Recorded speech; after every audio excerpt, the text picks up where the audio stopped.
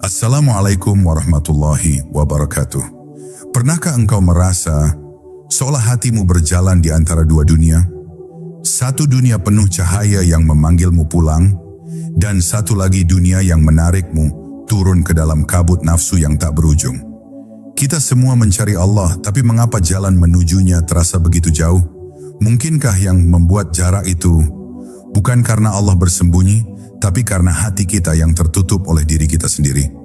Dalam video ini, kita akan menyingkap satu persatu tabir itu, bukan dengan logika, tapi dengan keheningan, dengan keberanian untuk menatap nafsu kita sendiri. Karena hanya dengan menembus tabir itulah, engkau akan melihat bahwa Allah selama ini tidak pernah pergi. Bab 1. Tabir halus di dalam diri. Ada sesuatu yang sangat halus di dalam diri manusia. Begitu halus hingga kebanyakan orang tak pernah menyadarinya seumur hidup. Ia bukan sekadar keinginan, bukan pula sekadar dorongan hidup. Ia adalah nafsu, lapisan kabut halus yang menutupi cahaya sejati dalam dada manusia. Nafsu bukan musuh yang kasar, melainkan tabir lembut yang menipu. Ia bisa berwujud cinta dunia, rasa ingin dihormati, ingin dianggap suci, bahkan rasa bangga karena merasa dekat dengan Tuhan. Inilah permainan halus dari tabir nafsu. Ia membuat manusia mencintai bayangan kebenaran, namun menjauh dari sumber kebenaran itu sendiri. Disitulah letak misterinya, sebuah ujian yang tidak dapat ditembus oleh ilmu, kecuali dengan kesadaran yang hidup. Bertemu Allah bukanlah perjalanan menempuh jarak, tapi menembus lapisan kesadaran. Nafsu membuat manusia berputar di permukaan, mencintai bentuk dan wujud, padahal hakikat Tuhan tak terikat oleh bentuk apapun. Ketika engkau mulai diam, bukan hanya bibirmu yang berhenti, tapi pikiranmu, keinginanmu, bahkan rasa ingin mengerti pun turut hening, maka di sanalah awal dari penyingkapan itu dimulai. Dalam diam yang jernih, engkau akan mendengar sesuatu yang bukan suara, namun terasa seperti panggilan dari dalam dada. Panggilan itu bukan dari luar dirimu, tapi dari yang maha dekat, yang telah ada bersamamu sebelum kau mengenal dunia ini. Namun jangan kira menembus tabir nafsu itu semudah mengucapkan kalimat zikir. Setiap zikir sejatinya adalah cermin yang memperlihatkan siapa dirimu. Semakin engkau berzikir, semakin terbuka wajah dirimu yang sebenarnya, kadang indah, kadang menakutkan. Ketika engkau melihat keserakahan, amarah, dan kesombongan dalam dirimu, jangan berpaling, sebab itulah kabut yang selama ini menghalangi cahaya Allah. Jangan lawan dengan benci, tapi pandang dengan kasih, karena hanya cinta yang bisa melarutkan kegelapan. Nafsu melemah bukan karena dibunuh, tapi karena diterangi. Saat tabir itu mulai menipis, engkau akan merasakan sesuatu yang tak dapat dijelaskan dengan kata-kata. Dunia terasa tenang, waktu melambat, dan segala sesuatu tampak seperti sedang bersujud dalam diam. Engkau mulai mengerti bahwa setiap desir angin, setiap getar daun, bahkan denyut nadi dalam tubuhmu adalah ayat yang hidup. Dan di antara kesadaran itu, engkau mulai memahami bahwa bertemu Allah bukanlah sebuah peristiwa, tapi kesadaran tanpa jarak, di mana yang memandang dan yang dipandang melebur dalam satu cahaya yang tak bernama. Maka jangan buru-buru mencari Allah di luar dirimu. Duduklah tenang, diamlah, dan lihatlah apa yang menutupi cahaya itu di dalam dada. Setiap kali engkau merasa memiliki, lepaskan. Setiap kali engkau merasa tahu, kosongkan. Setiap kali engkau ingin dilihat, sembunyilah dalam diam. Karena di balik setiap penanggalan itu, tersingkap satu lapis dari tabir nafsu yang membatasi pandanganmu. Hingga akhirnya yang tersisa hanyalah Dia. Tanpa engkau, tanpa aku, tanpa kata, hanya kehadiran yang abadi yang selama ini menunggu di dalam dirimu sendiri. Bab 2. Menyelam ke dalam cermin jiwa. Setiap manusia membawa cermin di dalam dirinya, namun kebanyakan hanya melihat pantulan dunia di permukaannya. Cermin itu adalah hati, tempat Allah meniupkan rahasianya. Namun karena debu nafsu menutupinya, pantulan cahaya ilahi menjadi kabur. Ketika hati tertutup, manusia tak lagi melihat Allah dalam setiap kejadian. Yang tampak hanyalah dirinya sendiri, keinginannya, kepentingannya, dan rasa aku yang begitu kuat.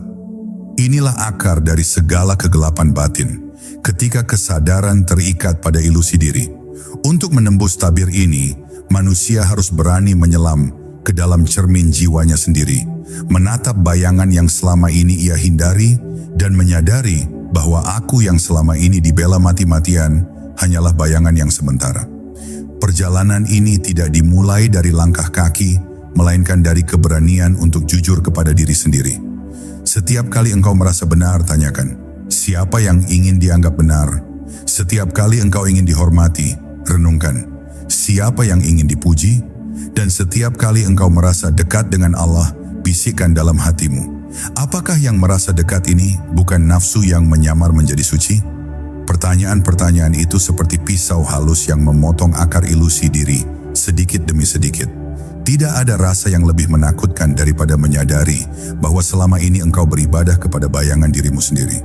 Namun dari rasa takut itulah lahir pintu kerendahan hati, dan dari kerendahan hati itulah sinar kehadirannya mulai menembus. Ketika engkau terus menyelam dalam diam, lapisan-lapisan diri mulai terurai. Nafsu tidak selalu berwujud kejahatan, terkadang ia hadir dalam bentuk kebaikan yang ingin diakui. Ia bisa membuatmu merasa beramal karena Allah, padahal di kedalaman hati masih ada harapan agar dilihat manusia. Maka, jangan cepat puas dengan perasaan tenang dalam zikir, karena ketenangan pun bisa menjadi jebakan jika engkau menganggapnya tanda kesucian. Sufi sejati bukanlah yang merasa suci, melainkan yang terus membersihkan diri tanpa merasa telah bersih. Ia tidak berhenti di satu keadaan, sebab setiap kali ia merasa telah sampai, ia sadar masih ada lapisan halus yang menutupi wajah Tuhannya. Di titik tertentu, engkau akan merasakan pertemuan yang aneh. Semakin dalam engkau masuk ke dalam diri, semakin engkau kehilangan dirimu. Seolah kesadaran aku perlahan larut dalam samudera yang luas, tanpa bentuk, tanpa arah, tanpa kepemilikan. Di sanalah manusia benar-benar mulai memahami hakikat La ilaha illallah. Tiada yang ada selain Dia. Bukan sekadar lafaz di bibir, tapi pengalaman batin di mana segala bentuk selain Allah lenyap seperti kabut di hadapan cahaya pagi. Tidak ada lagi yang dicari, karena yang mencari dan yang dicari telah melebur menjadi satu kesadaran yang tunggal. Namun perjalanan belum berakhir. Setelah menembus cermin jiwa, engkau tidak akan menemukan keagungan yang membanggakan, melainkan kehampaan yang suci. Sebuah ruang batin di mana tidak ada siapapun kecuali Allah. Di sana engkau akan mengerti bahwa segala amal, doa, bahkan pencarianmu selama ini bukanlah usahamu, melainkan Dia yang bekerja melalui dirimu. Maka tunduklah, jangan merasa mampu, karena yang mampu hanyalah Dia. Dalam penyerahan total itulah rahasia perjumpaan sejati dimulai.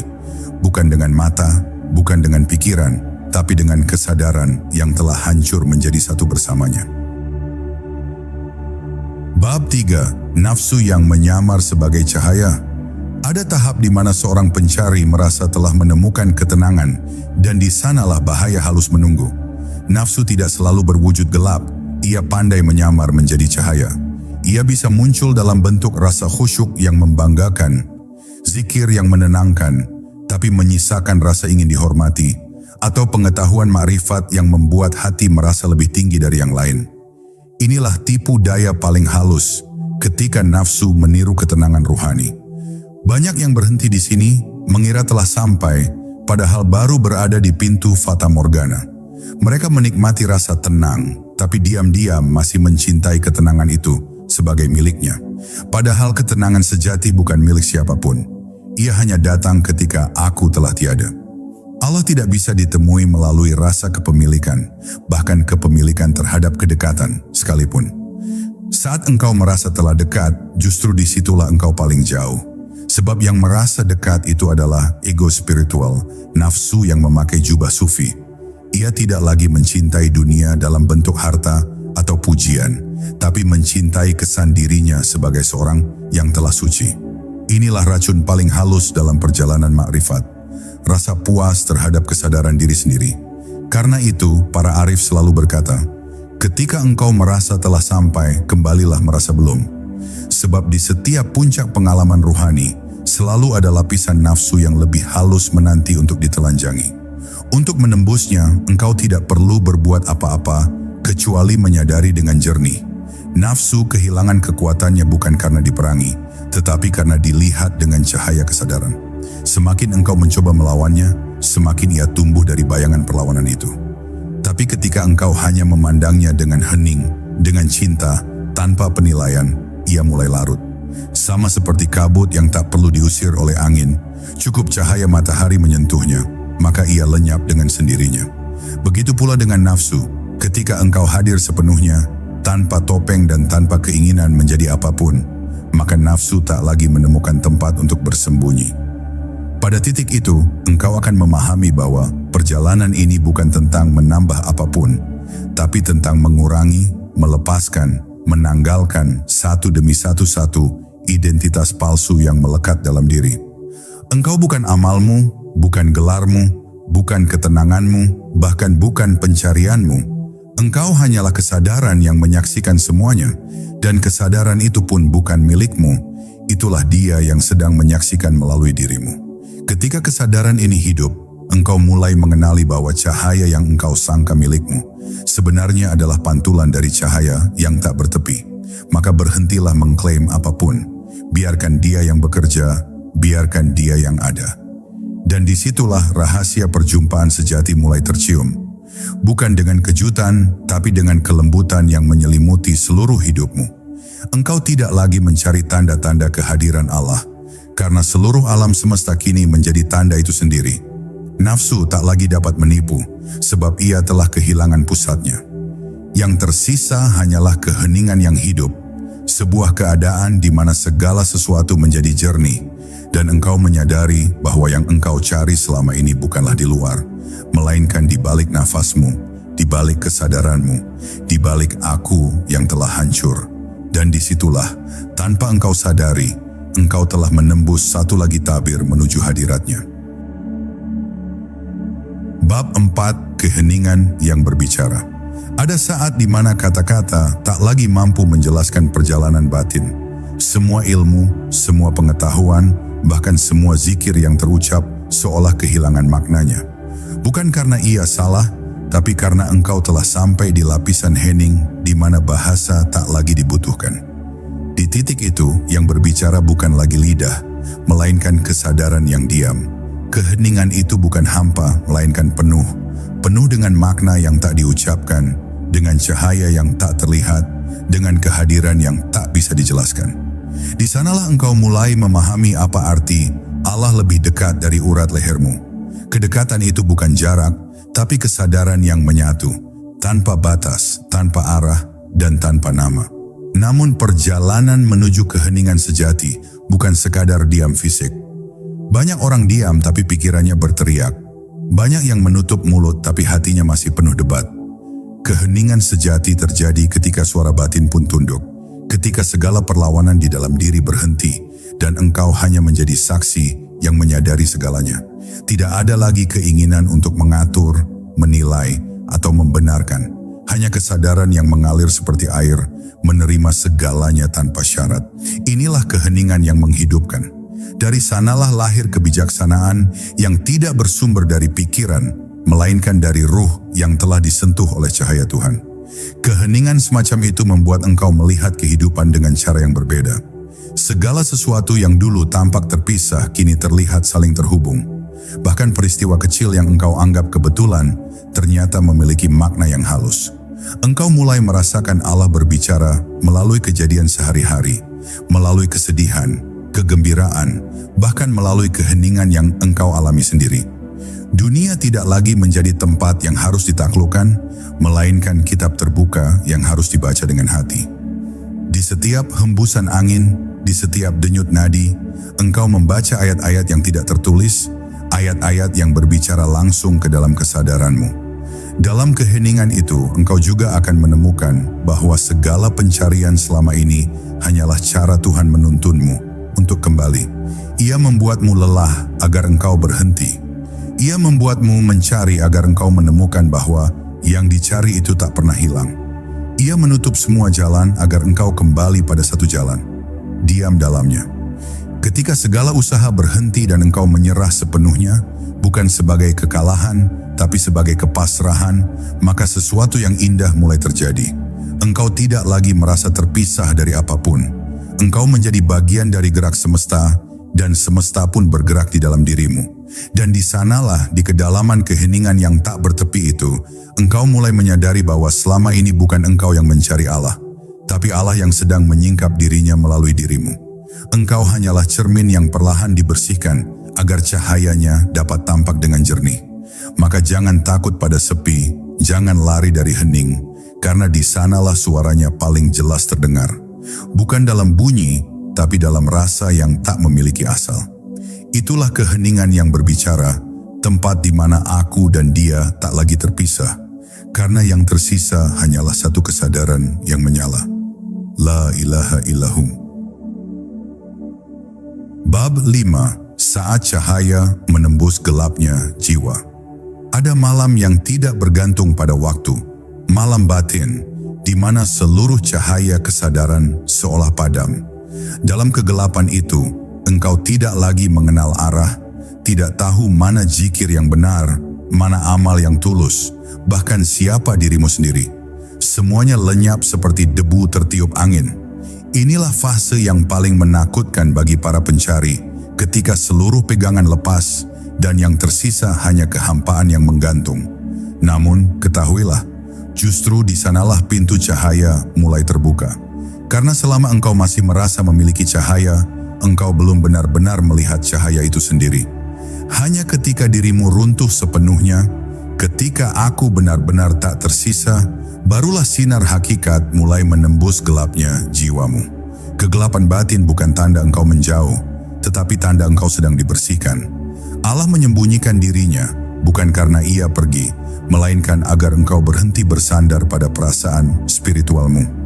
Ia menyingkirkan rasa tenang agar engkau tidak mencintai ketenangan lebih dari dia. Ia memadamkan cahaya agar engkau belajar melihat dengan mata hati, bukan dengan rasa yang sementara. Maka jangan takut saat engkau merasa kehilangan cahaya, karena itu bukan kehancuran, melainkan rahmat yang datang dalam bentuk ujian. Dalam kegelapan itulah engkau belajar mencintai Allah, bukan karena nikmat, bukan karena rasa, tapi karena Dia semata. Saat engkau bertahan dalam diam yang gelap itu, sesuatu perlahan berubah. Kegelapan mulai terasa tidak lagi menakutkan. Ia justru terasa hangat, seolah menyelimuti dengan rahasia yang tak terucap.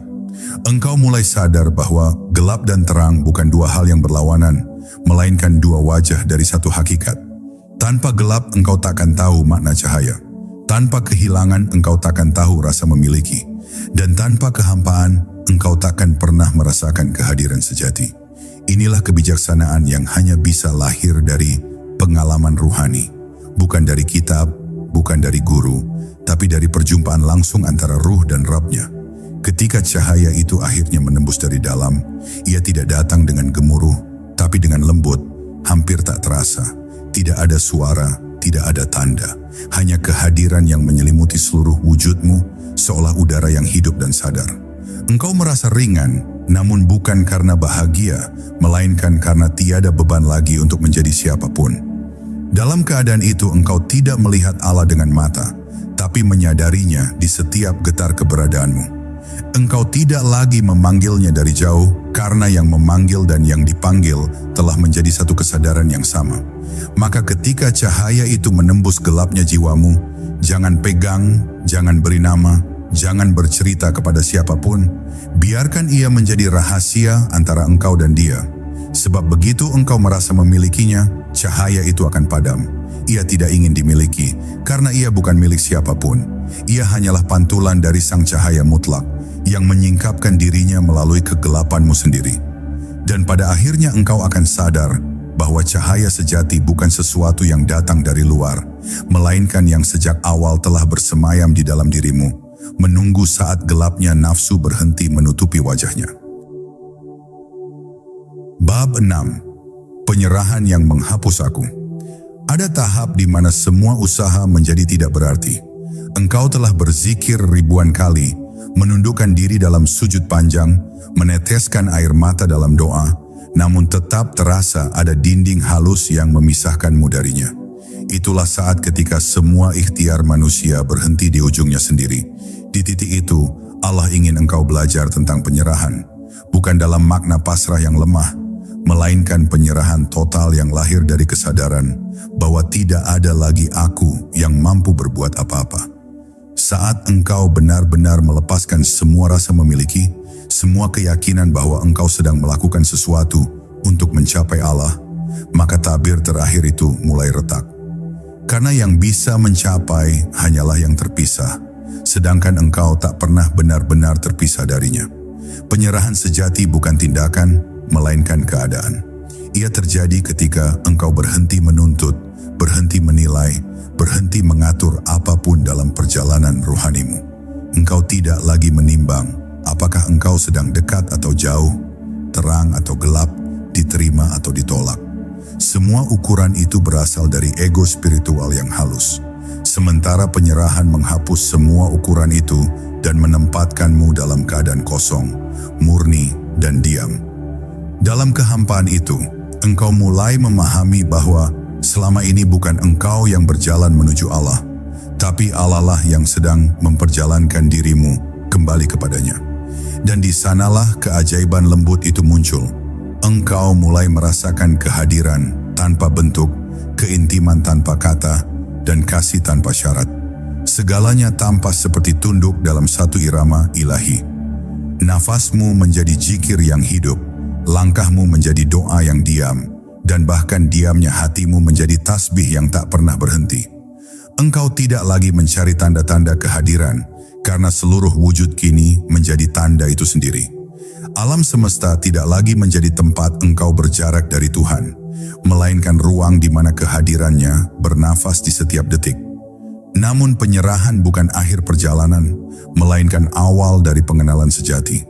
Karena setelah aku menyerah, yang tersisa hanyalah kesadaran murni yang menyaksikan segalanya. Kesadaran itu tidak punya nama, tidak punya tujuan, tidak punya bentuk. Ia hanya ada. Inilah rahasia terdalam dari kalimat La ilaha illallah, bahwa tiada daya, tiada upaya, tiada keberadaan sejati kecuali Allah semata.